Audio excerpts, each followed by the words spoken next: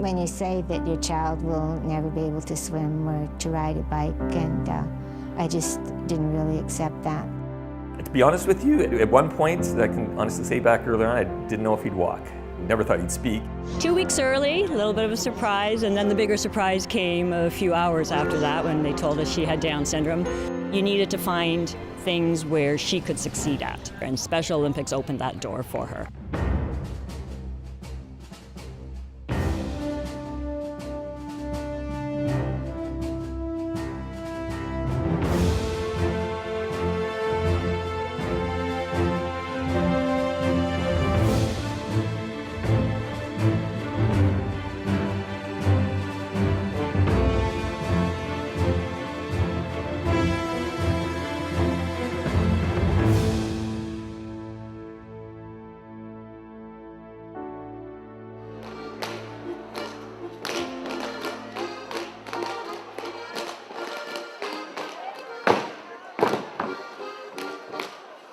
Special Olympics World Winter Games 2017 take place in Graz and in Schladming.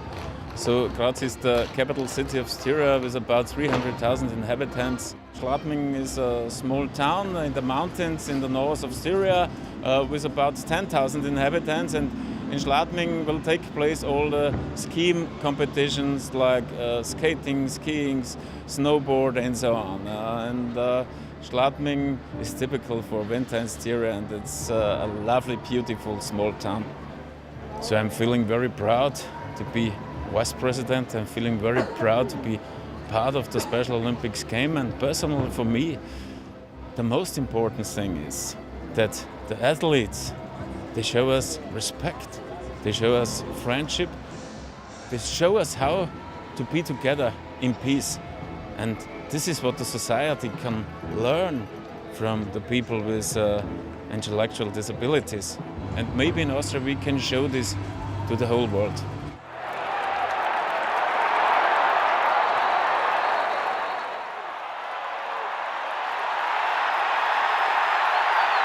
It's huge compared to what it used to be. We've not only grown in numbers, but in our expectations of the athletes, in our training programs, everything has just increased hugely. All right, that's cameras on path 2. Well, the World Games is really the pinnacle of competition for our athletes, and so it's an opportunity for them after having been on a long pathway to get to a World Games. It's not easy. As with any athlete, they've started training in their own communities. They've then had to compete on a regional level, provincial level, a national level to qualify.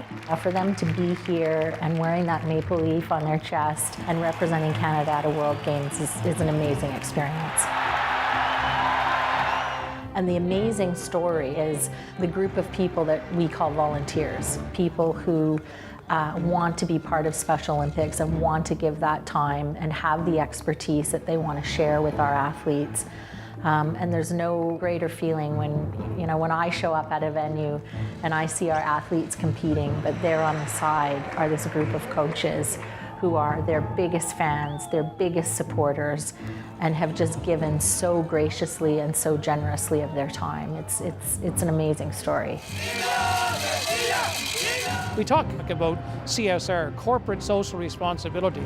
Well, there's national federal responsibility. It's there, it can get better, because what we are building here is not only a team that Team Canada can be proud of, but also a team where we can be proud of healthy lives, participating in our community, because guess what, at the end of the day, Canada, what these men and women do is show us what the word inclusion means, what the word humanity means, and why it's so important as a nation that we support Special Olympics in the world and at home.